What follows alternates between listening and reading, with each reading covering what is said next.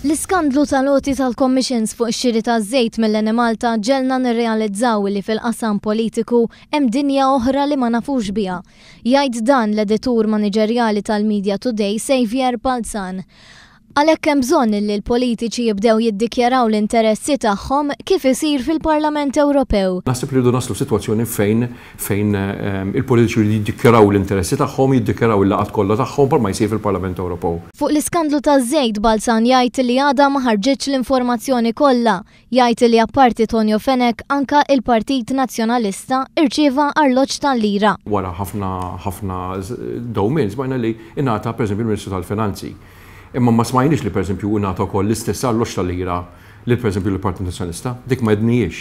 M'għedniex ħafna affarijiet oħra li hemm fl-emails u li ma pubblikajniex għax għadna lura biex ma nippruvawx ħanejdu hekk, nippruvaw nindirizzaw issues li forsi konna niġu attakkati, xorta waħda ġejna attakkati li jisna qed nippruvaw nbidlu l-aġenda politika. Dawn ukoll dar arloġġ tal-lira wkoll ingħata l-Partit Nazzjonalista.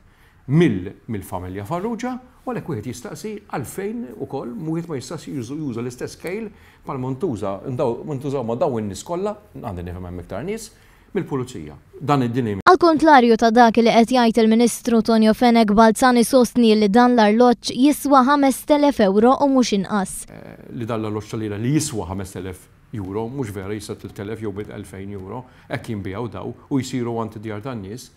Jiena mill-informazzjoni li għandi, u naħseb mhix informazzjoni ħażina, id-dekjarazzjoni li ngħatat minn George Farrugia fil-bidu tkellmet fuq il-5,000 euro, u tkellmet 5,000 euro għax il-persuna li tagħmel dan l-arloġġi meta tbieħhom titlob għal 5,000 euro. Mitlub jikkommenta dwar il-fatt li l-Ministru Tonio Fenech mhux jaċċetta domandi dwar l-arloġġ li rċieva fil-preżenza ta' George Farrugia, Balzan jirreaġixxi hekk. Jiena mhux ġustifikabbli li tistaqsi mistoqsija lill-politiku, il-politiku jgħidlek pereżempju dan mhux is-suġġett, dik kurżità, di mhux affari tiegħek. Il-politiku jekk joħroġ għall-politika irid joqgħod għall-mistoqsijiet kollha. Dan il-każ kont Xavier Balzan jikxef il-ħtieġa ta' aktar checks and balances fis-sistema politika ta' pajjiżna.